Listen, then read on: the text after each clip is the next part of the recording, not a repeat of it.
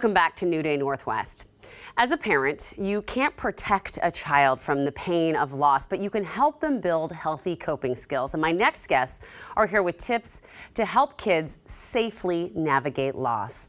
One is author and podcast host Jenny Lisk, and we also have Josh Clements, Executive Director of our Treehouse in Bellingham. Welcome back to you both. Thank you so much for being here. Jenny, I know this is a very personal topic for you. You lost your husband to brain cancer, and here you are, a mom with these kids. How did you get through this? I did, yeah, and it's crazy to me to think it was 7 years ago right now that we were going through all this. And it started out like almost nothing. He was a little bit dizzy, right? And so I was completely shocked when the primary care doctor said, there's something really wrong with your brain. Wow. Sent us to the neurosurgeon the next day. He had surgery. It turned out he had this very aggressive brain cancer, and he died. And then I was a widowed parent, right? And I was 43 years old. And I felt lost. And I think one of the first things I did was go over to Amazon and type in, right, like, where's the book that's going to tell me how to do this, right? And I didn't find anything. And so that's when I decided that I should go out and start looking for answers. And I realized that I could start sharing what I was learning with other widowed parents, because I realized I couldn't possibly be the only one who was in this position. Yeah, because this is a double whammy. You're grieving the loss of your husband, and you're helping your children grieve the loss and understand exactly what's happening, because that's something our brains as children can't quite wrap our minds around, right? Yeah, exactly. And I think it's important to realize one of the things that makes it hard is that there's three different people here, so three different experiences of loss. And partly because we all lost the same person. We all lost Dennis, but we lost a very different relationship. So I lost a spouse, they lost a parent, and I don't know what it's like to lose a parent when you're 9 or when you're 11, right? And so I think that it's one of the reasons why I'm so glad that people will come and talk to me on my show about people who are adults now, who lost parents when they were young, reflect on how that went for them, right? What they wish the adults around them had known and done. Because as a parent, I feel like it's my job to try to understand the best I can what my kids might be going through, so that I can support them better. And I will say, like you said, having that support, and I shared with you both that I lost my father when I was 5, and there was really not a place to go. This is 1985. My mom, God bless her, she got me into therapy, but there were no organizations like yours, Josh, our Treehouse, that provides grief support to kids and families. Why is that so important? I mean, I know why, but share with everyone why that's so important, especially right now. Statistically, we're seeing new numbers come out that say 10.5 million children worldwide have lost a parent due to COVID alone. And 1 in 16 children in Washington State will have lost a sibling or a parent by the ages of 18.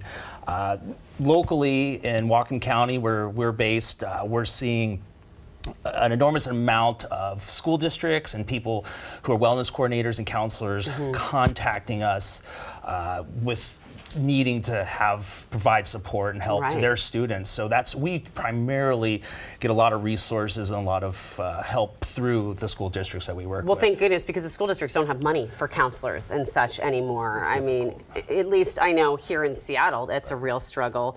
So what does support look like? Right, so many times the families will come to our Treehouse. We have 3 different programs. One program is called Family Night. It's for children 4 to 12-year-olds. They come with their parents. We have a teen night and a young adult night. So 19 to 25-year-olds is young adult night. So family night is a parent and the child or children will come. We'll do a pizza dinner.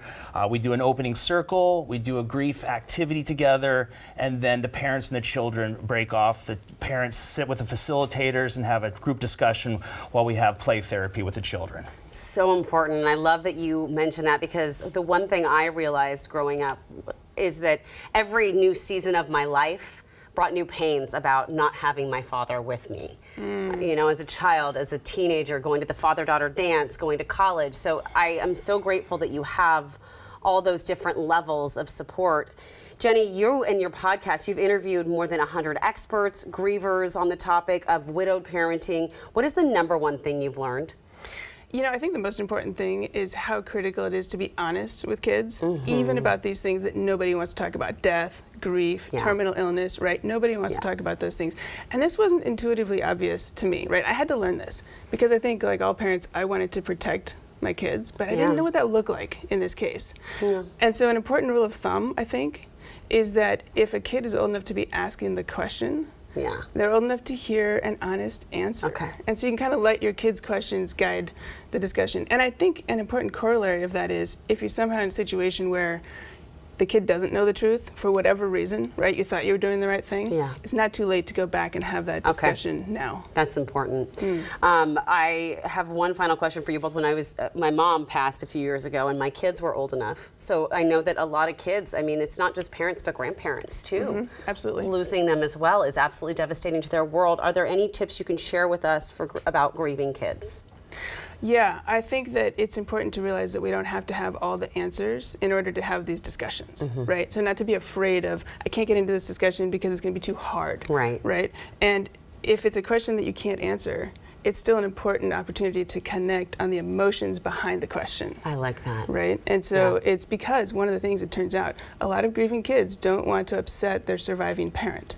So they're afraid to let on, right? How they're feeling. And so I think on us parents, it's important to keep that door open to let them know that this is not off limits. And if they don't want to talk about it now, that's fine. But maybe later they will. I love that, Josh. And you know, there's no right or wrong way to grieve. We provide support in a safe space at our Treehouse where we're not telling how or how long this is going to take. Grief is a process throughout your entire life. It's the way you carry it. Thank you both so much. I want to hug you. As a matter of fact, when this segment's over, be prepared because I'm going to hug you.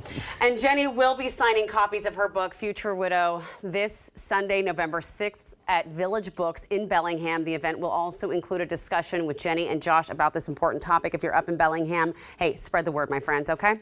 All right, we'll be right back.